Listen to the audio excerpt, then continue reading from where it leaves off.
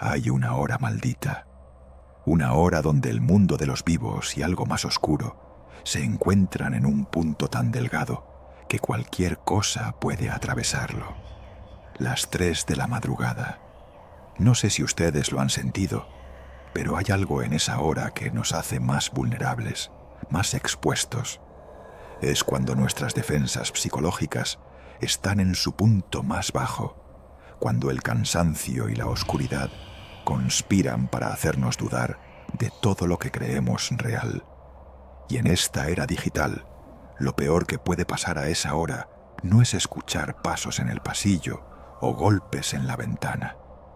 Lo peor es cuando tu teléfono vibra con un mensaje de un número que no conoces.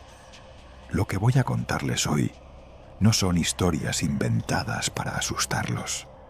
Son casos documentados, personas reales que decidieron compartir su terror para que ustedes sepan qué hacer si alguna noche, a las 3 de la madrugada, su teléfono ilumina la oscuridad con un mensaje que nunca debió llegar. Estas personas rompieron el silencio porque necesitaban advertir, porque hay cosas peores que el miedo. Es seguir viviendo con ese miedo todos los días, cada vez que el teléfono suena en la madrugada. Antes de continuar, si eres de los que se quedan despiertos hasta tarde, navegando buscando historias que te hagan cuestionar la realidad, este es tu canal. Suscríbete a Nunca de Noche, porque aquí encontrarás las historias más perturbadoras, los casos más inexplicables y los misterios que ni la tecnología ni la ciencia pueden resolver completamente. Activa la campanita, porque créeme, no querrás perderte lo que viene. Y ya que estamos, déjame saber en los comentarios desde dónde nos estás viendo y si alguna vez has recibido un mensaje extraño en la madrugada. Me encanta saber que hay una comunidad que comparte estas experiencias, que no se queda callada ante lo inexplicable. Así que escribe tu país, tu ciudad, y si te atreves, comparte ese mensaje raro que recibiste y que nunca pudiste explicar. Ahora sí, vamos al primer caso. María tiene 32 años y vive sola en un departamento de un edificio de 5 pisos en la Ciudad de México. Trabaja como diseñadora gráfica y su rutina es como la de cualquiera de nosotros. Levantarse, trabajar, llegar a casa, ver series, dormir.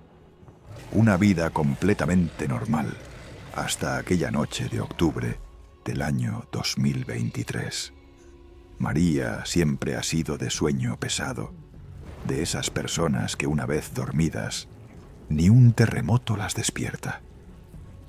Pero esa madrugada, algo la sacó del sueño profundo. Primero pensó que había sido un ruido de la calle, tal vez un coche acelerando. Pero cuando abrió los ojos en la oscuridad total de su habitación, se dio cuenta de que lo que la había despertado era la vibración de su teléfono. Eran exactamente las 3:07 de la madrugada. María recuerda la hora con una precisión escalofriante, porque esos números iluminados en su pantalla se grabaron en su memoria como una marca. Su primer instinto fue ignorarlo, pensar que era algún grupo de WhatsApp con gente insomne, o tal vez una notificación sin importancia. Pero la vibración vino acompañada de ese sonido característico de mensaje entrante, ese tono que todos conocemos y que a esa hora suena como una alarma de peligro. Con los ojos todavía pesados y las manos torpes por el sueño, María tomó su teléfono. La luz de la pantalla la cegó momentáneamente, pero cuando sus pupilas se ajustaron, vio algo que hizo que su corazón se detuviera por un segundo completo. Un número desconocido. No era de su lista de contactos, no reconocía el código de área. Y lo más extraño es que ni siquiera tenía foto de perfil en WhatsApp. solo un círculo gris vacío, como si la cuenta acabara de crearse, o como si quien la usaba no quisiera ser identificado. El mensaje no tenía texto, era solo una imagen. María, con esa curiosidad que todos tenemos y que muchas veces nos mete en problemas, abrió el mensaje para ver la fotografía, y lo que vio le provocó un miedo tan visceral, tan profundo, que sintió como sus manos comenzaban a temblar incontrolablemente. La fotografía mostraba su propia habitación, pero no era una foto tomada desde la puerta o desde la ventana. Era una foto tomada desde el techo, desde un ángulo imposible, como si alguien estuviera flotando justo arriba de su cama. Y en la imagen, claramente visible bajo las sábanas grises, que ella reconoció al instante, estaba su propio cuerpo durmiendo. La foto no podía tener más de 10 o 15 minutos de antigüedad, porque María identificó la posición exacta en la que se había quedado dormida, acostada de lado, con una mano bajo la almohada. Sintió que algo helado recorría su espalda, una sensación de exposición absoluta, de vulnerabilidad total. Alguien había estado ahí, en su habitación, mientras ella dormía. O peor aún, algo había estado flotando sobre ella. María me contó que lo primero que hizo fue encender todas las luces de la habitación. Sus manos temblaban tanto que tardó 3 intentos en encontrar el interruptor. Revisó cada rincón. Abrió el closet con el corazón latiéndole en la garganta. Miró debajo de la cama esperando encontrar a alguien escondido. Nada. Absolutamente nada. Las ventanas estaban cerradas por dentro. La puerta de su departamento tenía echado el pestillo de seguridad. No había señales de entrada forzada. Vivía en un 5º piso, así que nadie podría haber subido por la ventana sin equipo de escalada profesional. La lógica dictaba que era imposible, pero la fotografía en su teléfono era real, tangible, innegable. El mensaje se quedó ahí, sin respuesta, porque María siguió su instinto y no contestó. Pero la vibración del teléfono no se detuvo. A las 3:20 llegó otro mensaje del mismo número. Esta vez sí había texto, y las palabras que leyó hicieron que todo su cuerpo se cubriera de un sudor frío que no tenía nada que ver con el calor de la noche. El mensaje decía simplemente: «Duermes tan tranquila cuando no sabes que te observo». 5 palabras que destrozaron cualquier sensación de seguridad que María hubiera tenido alguna vez en su propia casa. 5 palabras escritas por alguien o algo que había estado ahí, en su espacio más íntimo, mientras ella era completamente vulnerable. María no durmió el resto de la noche. Se quedó sentada en la sala con todas las luces encendidas, abrazando un cuchillo de cocina, esperando el amanecer como si el sol pudiera deshacer la pesadilla. Llamó a la policía al día siguiente, pero como es de esperarse, no pudieron hacer mucho. Rastrearon el número y descubrieron que era una línea prepagada, comprada con datos falsos, imposible de rastrear. Le recomendaron cambiar sus contraseñas, instalar cámaras de seguridad y considerar mudarse. Pero ninguna de esas soluciones respondía a la pregunta que la atormentaba. ¿Cómo tomaron esa foto desde ese ángulo imposible? Esto es solo el principio. El caso de María nos abre la puerta a un fenómeno que está ocurriendo cada vez con más frecuencia. Personas comunes y corrientes que reciben mensajes en la madrugada, mensajes que contienen información que nadie debería tener, fotografías que desafían las leyes de la física, conversaciones con muertos. Y todos estos casos comparten algo en común. Ocurren a las 3 de la madrugada, la hora en la que somos más vulnerables, la hora en la que el velo entre mundos se vuelve tan delgado que cualquier cosa puede atravesarlo. Hay algo particularmente aterrador en recibir un mensaje que da por hecho una conversación que nunca existió. No es lo mismo que un mensaje equivocado de alguien que se confundió de número. Estoy hablando de mensajes que conocen detalles de tu vida, que mencionan cosas que solo tú sabes, que continúan hilos de pensamiento que solo existen en tu cabeza. Es como si alguien hubiera estado leyendo tu mente y decidiera probarte que lo ha estado haciendo todo este tiempo. Y eso es exactamente lo que le pasó a Andrés, un ingeniero de sistemas de 38 años que vive en Monterrey, México. Andrés es de esas personas que siempre tienen una explicación lógica para todo. Trabaja con código, con algoritmos, con la parte más racional de la tecnología.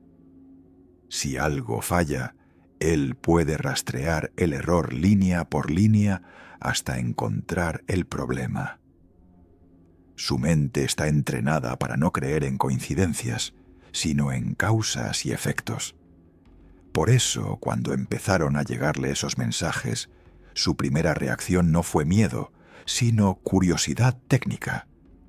Pensó que alguien había hackeado su teléfono, que había alguna aplicación maliciosa corriendo en segundo plano, o que sus datos habían sido filtrados en alguna violación de seguridad. Pero conforme pasaban las noches, conforme los mensajes se volvían más específicos y más imposibles, Andrés tuvo que aceptar que tal vez, solo tal vez, hay cosas que la lógica no puede explicar. Todo comenzó una madrugada de febrero del año 2024. Andrés se había quedado trabajando hasta tarde en un proyecto importante, uno de esos que requieren concentración total y silencio absoluto. Eran las 2:45 de la madrugada cuando decidió parar, guardar su trabajo y prepararse para dormir.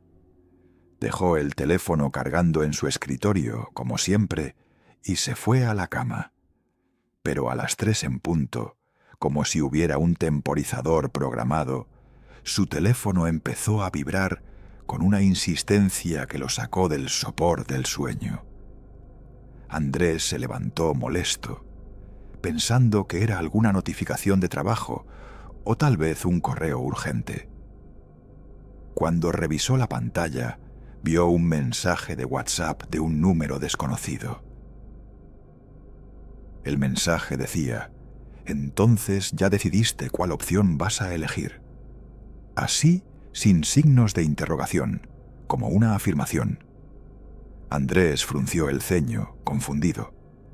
No había estado hablando con nadie sobre ninguna decisión. Pensó que era un error, que alguien se había equivocado de contacto.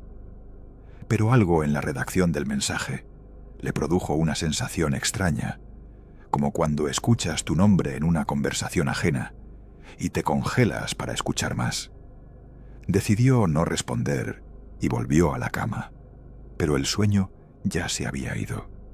Su mente de ingeniero empezó a analizar posibilidades: base de datos filtrada, algoritmo de spam personalizado, ataque de ingeniería social. Todas explicaciones racionales que lo tranquilizaron lo suficiente para cerrar los ojos. Pero a las 3:12 de la madrugada llegó otro mensaje del mismo número. «Es interesante que siempre dudes tanto. Desde niño has sido así. Recuerdas aquella vez con el perro, ¿verdad?» Andrés se incorporó en la cama, como si le hubieran dado un golpe eléctrico. El corazón empezó a latirle más rápido, y una sensación de frío recorrió sus brazos, a pesar de que la calefacción estaba encendida. Nadie, absolutamente nadie, sabía sobre aquel incidente con el perro. Había pasado cuando tenía 9 años, algo que nunca había contado a nadie, ni siquiera a su familia.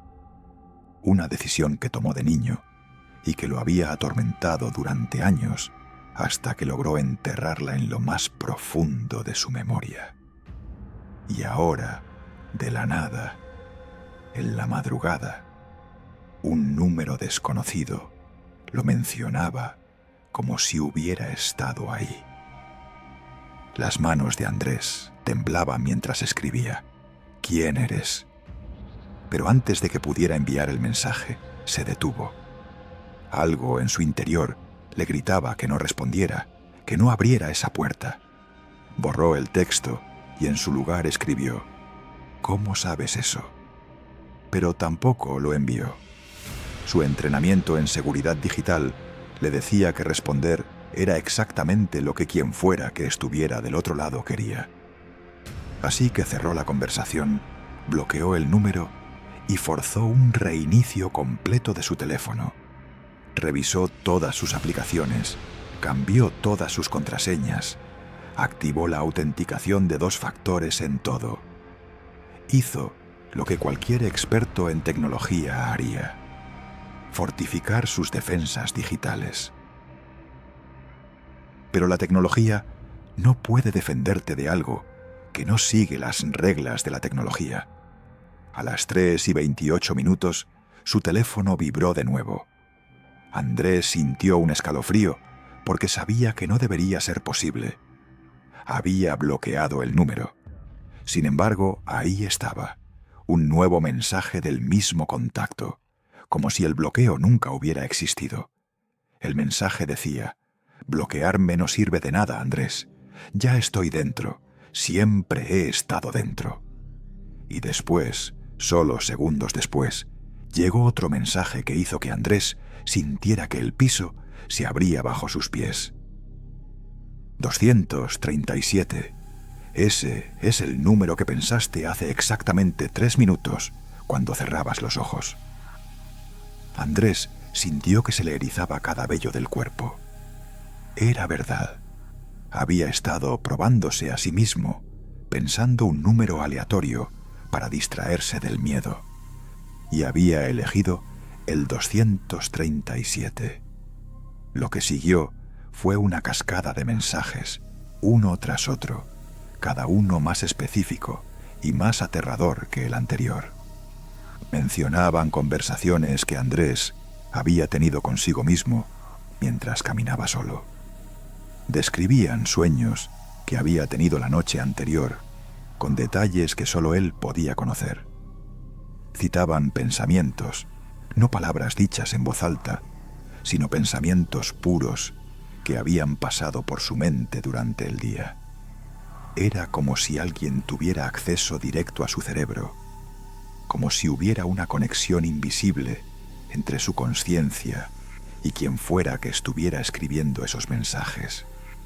Andrés, el hombre de la lógica y la razón, se encontró llorando en su habitación a las de la madrugada, sosteniendo su teléfono con las manos temblorosas, leyendo mensaje tras mensaje que demostraban que su privacidad mental, lo último que creía sagrado, había sido violada.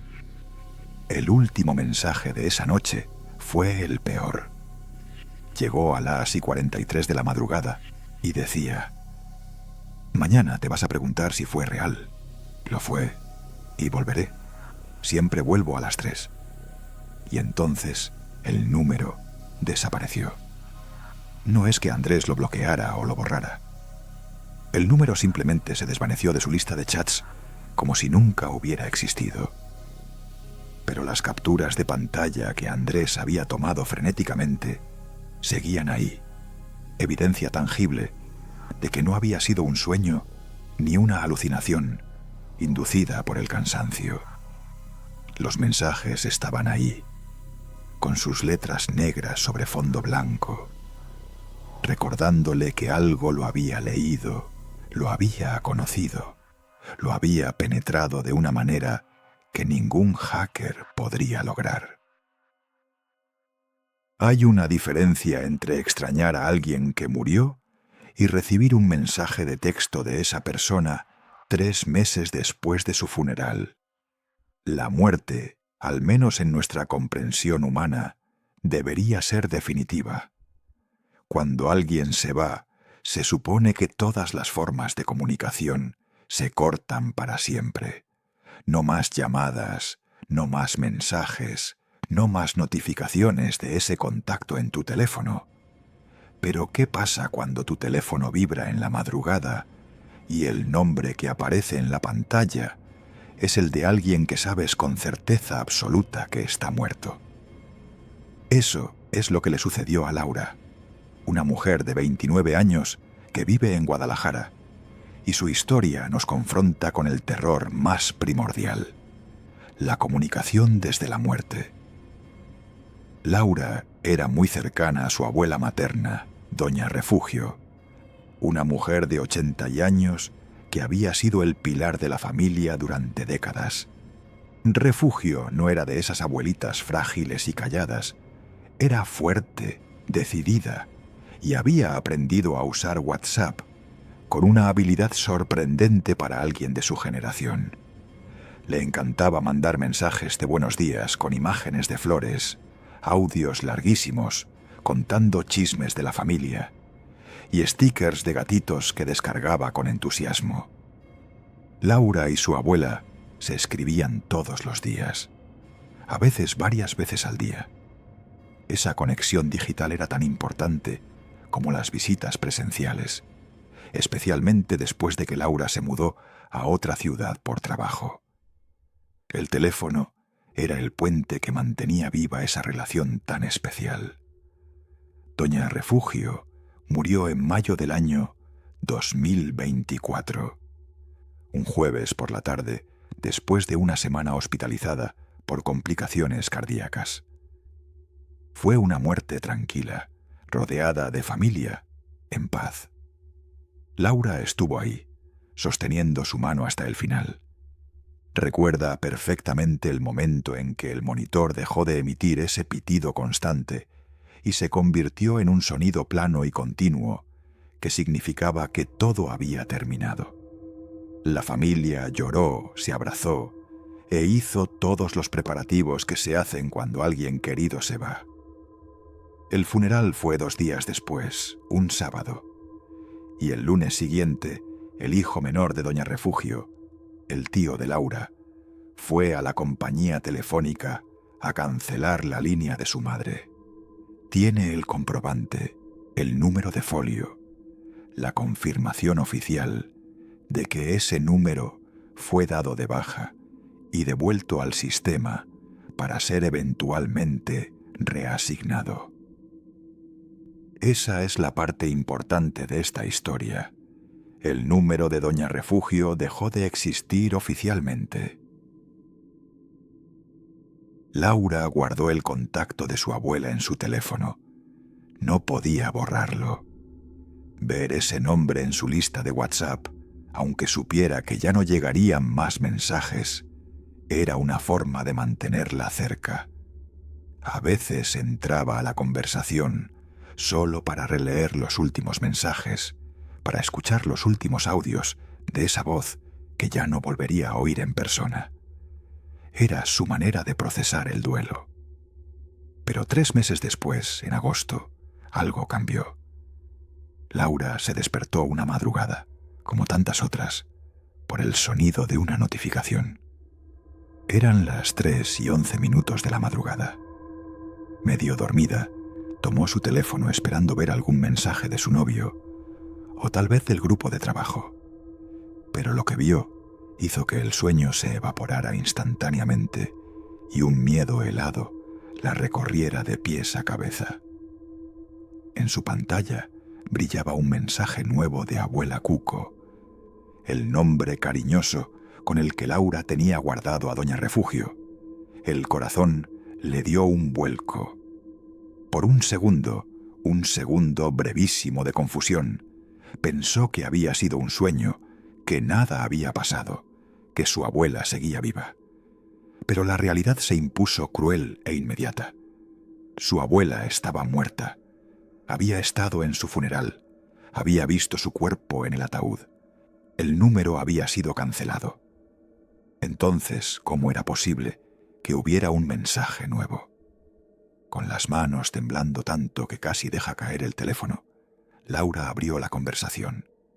El mensaje era simple, directo y completamente aterrador. «Laurita, mi niña, ¿por qué dejaste de escribirme?» Laura sintió que el aire se le escapaba de los pulmones.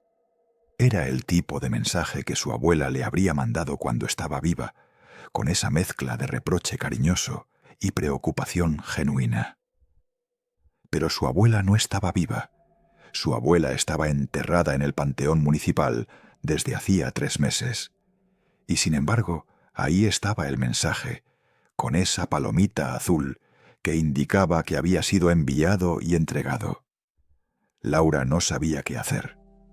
Su mente racional le decía que era imposible, que tenía que ser un error del sistema, un glitch tecnológico, o tal vez alguien que había obtenido ese número reciclado por la compañía.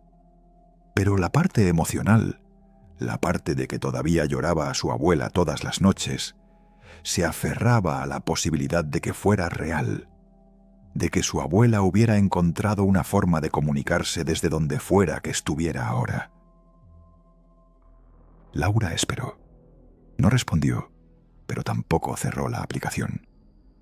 Se quedó mirando la pantalla con los ojos llenos de lágrimas, esperando otro mensaje, esperando una señal. Y llegó, a las 3:23 de la madrugada. «Sé que tienes miedo. Yo también tenía miedo cuando me di cuenta de dónde estaba. Pero encontré la forma de volver, solo en esta hora, solo cuando todo está oscuro». Las lágrimas de Laura se convirtieron en sollozos. Quería creer que era su abuela, quería creer que la muerte no era el final, que su persona favorita en el mundo había encontrado una forma de regresar. Pero había algo en esos mensajes, algo en el tono, en las palabras elegidas, que no sonaba del todo como su abuela. Era parecido, sí, pero había una diferencia sutil, como cuando escuchas la voz de alguien en una grabación vieja y suena extraño, distorsionado. El tercer mensaje llegó a las 3:37. «Ven al panteón, Laurita, ven a visitarme, pero tienes que venir a las 3 de la madrugada. Es la única hora en que puedo mostrarte algo importante». Y ahí fue cuando el miedo superó a la esperanza. Su abuela, la doña Refugio Real, nunca le hubiera pedido algo así. Nunca le hubiera pedido que fuera sola a un cementerio en la madrugada. Su abuela era protectora, preocupada por su seguridad. Esto no era su abuela. Era algo que conocía suficiente sobre su abuela como para imitar su forma de escribir, pero que se había delatado con esa petición imposible. Laura bloqueó el número, borró la conversación y pasó el resto de la noche rezando con una intensidad que no había sentido desde que era niña. Pero la historia no termina ahí. Laura, desesperada por entender qué había pasado, fue con su tío a la compañía telefónica al día siguiente.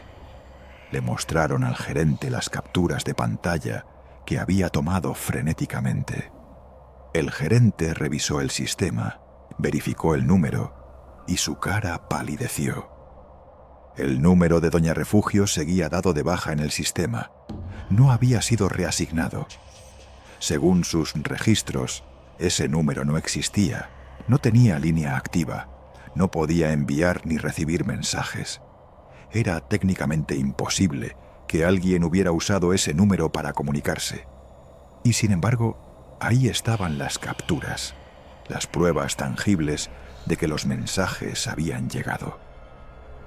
El gerente no supo qué decir. Solo pudo ofrecerle cambiar su número a Laura, como si eso fuera a solucionar el problema de que alguien o algo había usado la identidad digital de su abuela muerta para contactarla. Laura cambió su número esa misma semana. No volvió a recibir mensajes de su abuela, pero la experiencia la dejó con una certeza aterradora. Hay cosas que pueden usar nuestra tecnología nuestra conectividad digital para atravesar barreras que deberían ser absolutas. La muerte debería ser el fin de toda comunicación. Pero en la era digital, donde todo deja una huella, donde cada conversación queda registrada en servidores, donde los perfiles de personas muertas siguen existiendo en redes sociales como fantasmas digitales, tal vez hemos creado sin querer nuevos caminos para que los muertos nos encuentren. O para que algo que no es los muertos, pero que sabe imitarlos, use esos caminos para llegar hasta nosotros en nuestros momentos más vulnerables. Vivir solo tiene sus ventajas. Nadie te juzga por comer cereal directamente de la caja. Puedes caminar en ropa interior sin que nadie te diga nada, y tu espacio es completamente tuyo. Pero esa sensación de privacidad absoluta, esa certeza de que cuando estás en tu casa estás completamente solo, puede convertirse en tu peor pesadilla cuando descubres que tal vez nunca estuviste tan solo como creías. Roberto, un contador de 35 años, que vive en un departamento de un solo ambiente en Puebla, descubrió esto de la forma más aterradora posible, a través de fotografías que no deberían existir, tomadas desde ángulos que desafían completamente las leyes de la física y la arquitectura. Roberto es un hombre de rutinas. Se levanta a las 6:30 de la mañana, va al gimnasio, regresa a ducharse, desayuna mientras revisa correos y sale a trabajar. Su departamento es pequeño pero funcional.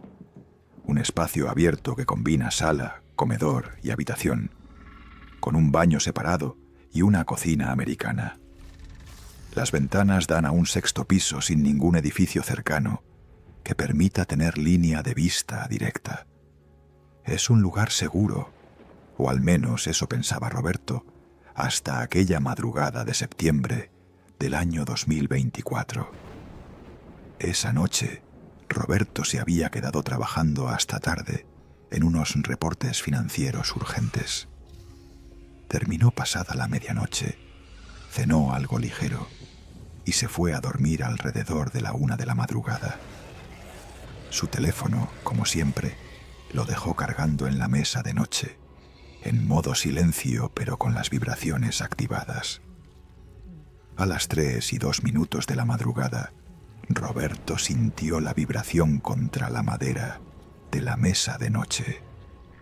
Ese sonido sordo y repetitivo que te saca del sueño profundo como una alarma insistente. Medio dormido, extendió el brazo y tomó el teléfono, esperando ver tal vez una notificación de alguna aplicación o un mensaje de trabajo de algún colega en otra zona horaria.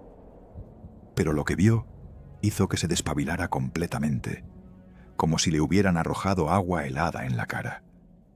Era un mensaje de WhatsApp de un número desconocido, y el mensaje contenía una fotografía. Roberto la abrió con esa curiosidad automática que todos tenemos, sin pensar en las consecuencias. Y lo que vio le provocó una sensación de vértigo tan intensa que tuvo que sentarse en la cama para no marearse. La fotografía mostraba su departamento, pero no era una foto tomada desde la puerta de entrada o desde alguna de las ventanas. Era una foto tomada desde la esquina superior derecha de la sala, exactamente donde el techo se encuentra con dos paredes. Un ángulo alto, inclinado hacia abajo, que capturaba todo el espacio del departamento en un solo encuadre. Y ahí, claramente visible en el centro de la imagen, estaba Roberto sentado en su escritorio, trabajando en la computadora. Reconoció la escena inmediatamente. Era de apenas unas horas atrás. Podía ver la misma ropa que había usado esa noche, la misma taza de café en el escritorio, los mismos documentos esparcidos. Pero lo que hizo que el miedo se apoderara de él completamente fue el ángulo. Esa esquina donde debería haber estado la cámara era solo techo y pared. No había ventanas, no había huecos, no había forma física de que alguien hubiera colocado una cámara ahí. Roberto se levantó de un salto, encendió todas las luces del departamento y comenzó a revisar cada rincón como un hombre poseído. Arrastró una silla hasta esa esquina específica, se subió, pasó las manos por el techo y las paredes buscando cualquier señal de una cámara oculta, un agujero diminuto, algo que explicara cómo habían tomado esa foto. Nada. El techo era de concreto sólido, perfectamente liso, sin ninguna alteración. Las paredes estaban intactas, sin marcas sospechosas. Bajó de la silla y revisó todo el departamento, cada esquina, cada mueble, detrás de los cuadros, dentro de los enchufes. Buscó cámaras espía durante más de una hora. No encontró absolutamente nada. Y mientras buscaba, su teléfono vibró de nuevo. Otro mensaje del mismo número. Otra fotografía. Esta segunda foto era aún más imposible que la primera. Mostraba a Roberto de pie en su baño, cepillándose los dientes frente al espejo. Pero el ángulo de la foto era desde arriba del espejo mismo, como si la cámara estuviera flotando en el aire justo encima de su cabeza, mirando hacia abajo. Roberto recordaba ese momento. Había sido justo antes de irse a dormir. Se acercó corriendo al baño, examinó el espejo con una intensidad casi maniática. No había nada detrás. Era un espejo común pegado directamente a la pared. No había espacio para esconder nada. Golpeó las paredes buscando huecos secretos. Revisó las rejillas de ventilación, que eran demasiado pequeñas para ocultar cualquier dispositivo. La lógica le decía que tenía que haber una explicación, pero la evidencia física de su departamento contradecía completamente la existencia de esas fotografías. El tercer mensaje llegó mientras Roberto estaba en pleno ataque de pánico, revisando su departamento por tercera vez. La foto mostraba su cama vacía, tomada desde un punto en el techo, directamente encima del colchón. Y lo aterrador no era solo el ángulo imposible, sino el contexto temporal. Esa foto había sido tomada hace apenas unos minutos, cuando Roberto estaba en el baño revisando el espejo. La cama estaba exactamente como la había dejado. Sábanas revueltas, almohada torcida, su laptop cerrada a un lado. Quién o lo que fuera que estuviera tomando estas fotos lo estaba haciendo en tiempo real, siguiendo sus movimientos por todo el departamento, capturando ángulos que ninguna cámara física podría capturar sin ser visible. Era como si algo invisible estuviera flotando por su departamento, observándolo desde todos los ángulos posibles, documentando cada momento de su vida privada. Roberto sintió un frío que no tenía nada que ver con la temperatura del departamento. Era un frío que nacía desde adentro, desde esa parte primitiva del cerebro que reconoce cuando eres presa, cuando estás siendo cazado. Se dio cuenta de algo aterrador. Si quien fuera que estaba enviando estas fotos podía verlo desde esos ángulos imposibles, entonces lo estaba viendo ahora mismo. Lo había visto revisando el departamento, lo había visto entrar en pánico, lo estaba viendo en este preciso instante mientras sostenía el teléfono con las manos temblorosas. No había ningún lugar en su departamento donde pudiera esconderse de esa mirada invisible. Las paredes, que siempre le habían dado seguridad, ahora eran irrelevantes. Lo que fuera que lo observaba no necesitaba puertas ni ventanas. El cuarto mensaje llegó con un texto que hizo que Roberto sintiera que su corazón se detenía. Puedo verte desde cualquier ángulo, Roberto. No hay rincón en tu vida donde puedas esconderte de mí. Y esto es solo el principio. Junto con el texto venía otra foto.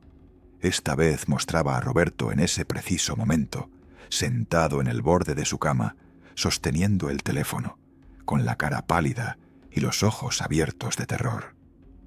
La foto estaba tomada desde un punto en la pared frente a él, a la altura de sus ojos, como si alguien estuviera parado ahí invisible, a menos de 1 metro de distancia, mirándolo directamente. Roberto lanzó el teléfono lejos de él con un grito ahogado.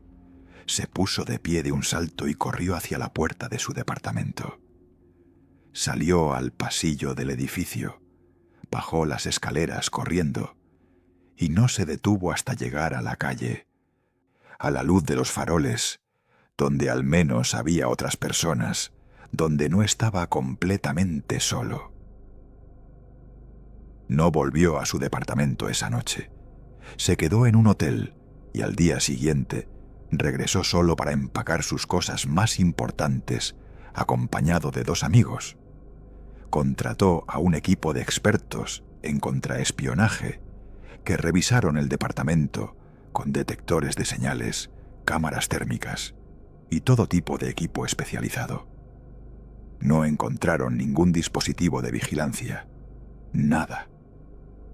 El departamento estaba completamente limpio desde el punto de vista técnico.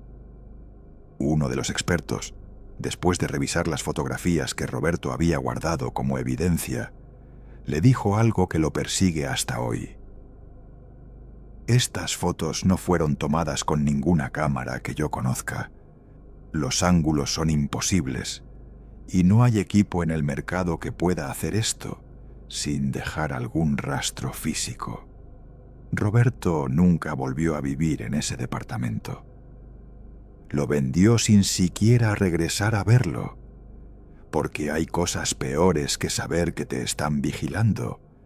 Es saber que te están vigilando desde lugares que no existen. Después de escuchar estos casos, tal vez te estés preguntando lo mismo que yo me pregunté cuando empecé a investigar este fenómeno. ¿Son coincidencias? ¿Son hackeos sofisticados? ¿O estamos ante algo que va más allá de cualquier explicación tecnológica? La verdad es que hay patrones, elementos que se repiten con una consistencia tan precisa que no pueden ser ignorados. Y estos patrones son los que nos permiten empezar a trazar una línea, aunque sea borrosa, entre lo que puede ser explicado por la tecnología y lo que definitivamente no puede serlo. Porque créanme, después de analizar docenas de casos similares, hay una diferencia abismal entre un hacker talentoso y algo que parece operar bajo reglas completamente diferentes. El primer patrón, el más obvio y el más inquietante, es la hora. Las 3 de la madrugada. No las 2:30, no las 3:30, específicamente entre las 3 y las de la madrugada, con una concentración particular entre las 3 y las 3:40. Esta precisión temporal no es casualidad. En múltiples culturas y tradiciones esotéricas, las 3 de la madrugada se conoce como la hora del diablo, la inversión de las 3 de la tarde, cuando según la tradición cristiana murió Cristo. Es la hora en que el velo entre nuestro mundo y otros planos se vuelve más delgado, cuando nuestras defensas psíquicas están en su punto más bajo. Pero más allá del simbolismo, hay una explicación científica. A esa hora, nuestro cuerpo está en su fase más profunda del ciclo circadiano. Nuestro cortisol está en niveles mínimos y nuestra capacidad de razonamiento lógico está comprometida. Somos más vulnerables, más sugestionables, más propensos al miedo irracional. El segundo patrón es la información imposible. No estamos hablando de datos que podrían obtenerse de una filtración de base de datos o de perfiles de redes sociales. Estamos hablando de información que solo existe en la mente de la víctima. Andrés recibió mensajes sobre pensamientos que nunca vocalizó, números que solo había pensado segundos antes. María recibió fotografías desde ángulos que ninguna cámara física podría capturar. Roberto fue fotografiado desde posiciones que desafían las leyes de la física. Esta es la línea divisoria crucial. Un hacker, por muy sofisticado que sea, puede acceder a tus correos, tus fotos, tus mensajes, tu historial de navegación. Pero no puede leer tus pensamientos. No puede tomar fotos desde lugares donde no existe ningún dispositivo. Aquí es donde la explicación tecnológica empieza a tambalearse y debemos considerar otras posibilidades. El tercer patrón son las fotografías y las capturas de pantalla imposibles. En al menos 60% de los casos documentados que he investigado, las víctimas reciben imágenes que no deberían existir. Fotos tomadas desde el interior de sus casas cuando todas las puertas y ventanas estaban cerradas. Capturas de pantalla de conversaciones privadas que nunca fueron compartidas en ningún dispositivo conectado a Internet. Imágenes que muestran a las víctimas en momentos íntimos, tomadas desde ángulos que requerirían que la cámara estuviera flotando en el aire o atravesando paredes sólidas.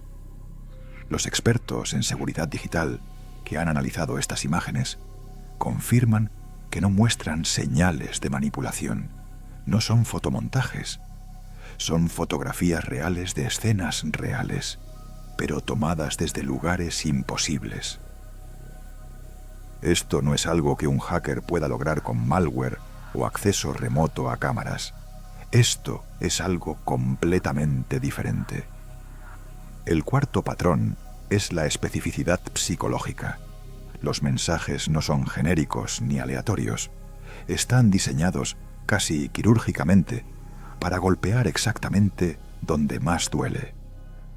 María recibió una foto que violaba su espacio más íntimo y privado. Andrés fue confrontado con recuerdos de infancia que había reprimido durante décadas. Laura recibió mensajes que imitaban a su abuela muerta con suficiente precisión como para hacerla dudar de la realidad. Roberto fue fotografiado en momentos donde se sentía completamente solo y vulnerable. Cada caso fue personalizado para maximizar el terror psicológico específico de esa persona. Un programa automatizado, un bot, incluso un acosador humano, trabajando con información filtrada, no podría lograr este nivel de personalización sin una investigación previa masiva que dejaría rastros. Y sin embargo, no hay rastros. No hay señales de vigilancia previa. No hay indicios de que alguien estuviera recopilando información durante semanas o meses. Pero aquí viene la pregunta que todos nos hacemos. Entonces, ¿qué es? Si no es hackeo tradicional, si no es acoso digital convencional, ¿qué estamos enfrentando? Y la respuesta honesta es que no lo sabemos con certeza. Hay teorías, claro.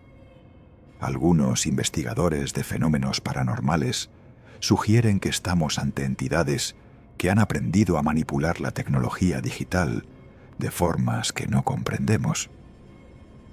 Otros hablan de proyecciones mentales, de poltergeists digitales, que usan nuestros dispositivos como canales de manifestación. Hay quienes creen que estamos experimentando algún tipo de glitch en la realidad, momentos donde las barreras dimensionales se debilitan y otras conciencias pueden infiltrarse en nuestro plano de existencia a través de la tecnología que nos rodea. Todas son especulaciones, pero lo que no puede negarse es la evidencia. Estos casos están ocurriendo, están documentados, y no pueden explicarse con nuestra comprensión actual de la tecnología. La diferencia crítica entre un caso de hackeo sofisticado y un caso genuinamente inexplicable radica en 3 factores verificables. Primero, la imposibilidad física. Si las fotografías o la información obtenida requieren que algo haya estado en un lugar donde la física dice que no puede estar nada, es inexplicable. Segundo, la imposibilidad técnica. Si expertos en ciberseguridad con equipo especializado no pueden encontrar ningún malware, ningún dispositivo oculto, ningún punto de entrada digital, es inexplicable. Tercero, la imposibilidad temporal. Si la información compartida son pensamientos que ocurrieron segundos antes del mensaje, sin ningún dispositivo activo que pudiera capturarlos, es inexplicable. Los casos que hemos revisado cumplen con estos 3 criterios. No estamos ante hackeos creativos. Estamos ante algo que no encaja en ningún manual de seguridad digital. Y aquí está la parte más aterradora de todo esto. Estos casos van en aumento. Hace 10 años, estos reportes eran raros, anecdóticos, fáciles de descartar como leyendas urbanas. Pero en los últimos 5 años, especialmente desde el año 2020 en adelante, los reportes se han multiplicado exponencialmente. Hay grupos en línea donde cientos de personas comparten experiencias similares. Foros dedicados exclusivamente a este fenómeno, donde las historias se acumulan día tras día. La pregunta es ¿por qué ahora? ¿Qué ha cambiado en nuestra relación con la tecnología que ha abierto estas puertas? O tal vez la pregunta es ¿qué ha cambiado del otro lado? ¿Qué ha aprendido a usar nuestros dispositivos como puntos de entrada a nuestras vidas, a nuestras mentes, a nuestra realidad? Hay una regla que todos los casos exitosos de supervivencia a este fenómeno tienen en común. Una regla simple, directa, pero increíblemente difícil de seguir cuando estás en medio del terror a las 3 de la madrugada con tu teléfono iluminando la oscuridad. Esa regla es: nunca, bajo ninguna circunstancia, respondas. No importa qué tan tentador sea. No importa si el mensaje parece venir de alguien que conoces. No importa si tu curiosidad te está matando por dentro. No respondas.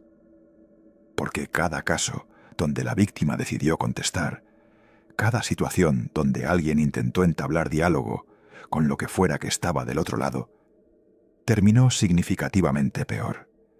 Y cuando digo peor, no estoy exagerando para efecto dramático. Estoy hablando de consecuencias reales, documentadas, que cambiaron vidas para siempre. Permíteme contarte qué le pasó a Daniela, un caso que no incluí en los principales, porque su experiencia fue tan intensa que merece su propia advertencia. Daniela recibió su primer mensaje a las 3 de la madrugada, similar a los otros casos. Un número desconocido, información personal imposible, una fotografía de su sala tomada desde un ángulo inexplicable. Pero Daniela, siendo psicóloga y persona analítica, decidió que necesitaba entender qué estaba pasando. Respondió, escribió: ¿quién eres y qué quieres de mí? Ese mensaje, esas 8 palabras, abrieron una puerta que nunca pudo volver a cerrar completamente. Porque responder no es solo enviar texto a través de una aplicación.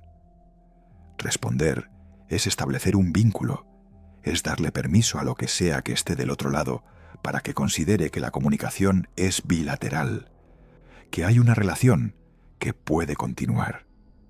Después de que Daniela respondió, los mensajes no se detuvieron. Al contrario, se intensificaron dramáticamente.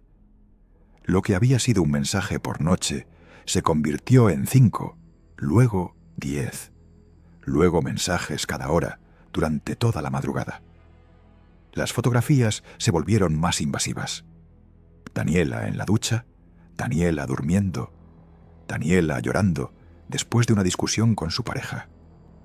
Momentos que nadie debería poder capturar, pero ahí estaban, enviados desde ese número que parecía tener acceso ilimitado a su vida. Y lo peor es que los mensajes empezaron a predecir eventos. Le decían cosas como: mañana vas a tener un accidente en el metro. Y al día siguiente, efectivamente, Daniela se tropezaba en las escaleras del metro. Le escribían: tu madre va a llamarte en 5 minutos. Y exactamente 5 minutos después, su teléfono sonaba con la llamada de su madre. Era como si responder hubiera dado acceso no solo a su presente, sino también a su futuro cercano. Pero Daniela no es el único caso. Hay documentación de al menos 20 personas que respondieron a estos mensajes y experimentaron escaladas similares. Algunos reportaron que después de responder, las entidades o lo que fuera que estuviera enviando los mensajes comenzó a manifestarse físicamente. Sombras en las esquinas de su visión, objetos que se movían solos, voces susurrando su nombre en habitaciones vacías. Otros experimentaron intervenciones en su vida real. Personas cercanas empezaban a actuar extraño. Recibían visitas de desconocidos que mencionaban cosas de los mensajes. Sus dispositivos electrónicos fallaban de formas inexplicables. La línea entre el acoso digital y el acoso físico se borraba completamente. Es como si responder hubiera dado permiso para que lo que estaba confinado al mundo digital pudiera empezar a sangrar hacia el mundo real. Entonces, ¿cuál es la solución? ¿Qué haces si alguna vez, Dios no lo quiera, recibes uno de estos mensajes a las 3 de la madrugada? Primero y más importante, no respondas.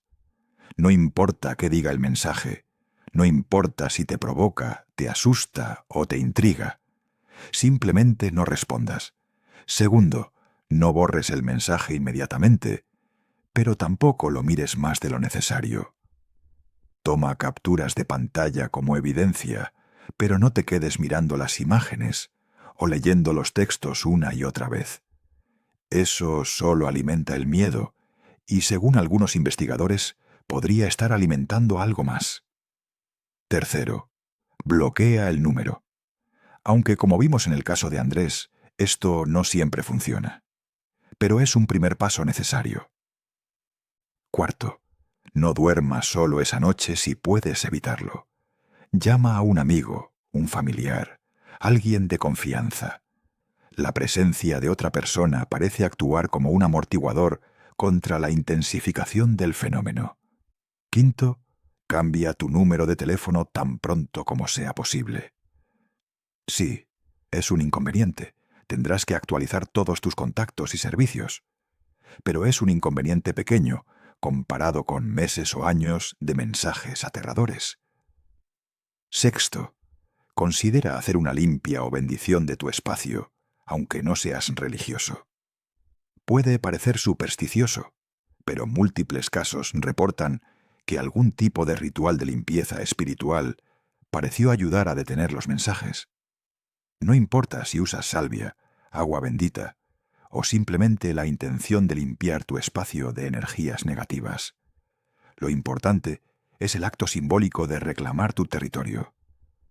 Séptimo, documenta todo, pero no lo compartas públicamente en redes sociales. Guarda las evidencias para ti. Compártelas solo con personas de confianza o investigadores serios. Publicar tu experiencia en redes puede atraer atención no deseada, tanto de personas como de lo que sea que causó los mensajes originales. Y hay algo más que necesitas saber, algo que he aprendido después de investigar estos casos durante años. La tecnología nos ha dado conectividad increíble, pero también ha creado nuevas vulnerabilidades. Nuestros teléfonos, nuestros dispositivos, están constantemente conectados a redes que no entendemos completamente.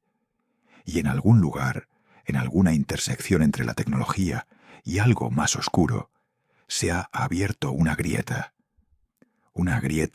que permite que cosas que no deberían poder comunicarse con nosotros encuentren un camino. Los mensajes de números desconocidos a las 3 de la madrugada son sólo la manifestación visible de algo mucho más grande y más complejo de lo que podemos comprender actualmente. Así que esta es mi advertencia final para ti, para ustedes que están escuchando esto ahora. Si alguna vez tu teléfono vibra a las 3 de la madrugada con un mensaje de un número que no conoces, si ves una fotografía imposible, si lees palabras que conocen cosas que nadie debería saber, acuérdate de estos casos. Acuérdate de María, Andrés, Laura, Roberto y Daniela. Acuérdate de que responder nunca mejoró la situación, solo la empeoró. La curiosidad puede ser poderosa, pero hay momentos en que ignorar es la forma más inteligente de supervivencia. No todos los mensajes merecen respuesta, y algunos mensajes nunca debieron ser enviados en primer lugar. Y antes de despedirme, si estas historias te han hecho pensar, si te han hecho cuestionar esa delgada línea entre lo tecnológico y lo inexplicable, te invito a que te quedes en este canal. Suscríbete a Nunca de Noche, porque cada semana exploramos los casos más perturbadores, los misterios que mantienen a la gente despierta, las historias que desafían todo lo que creemos saber sobre la realidad.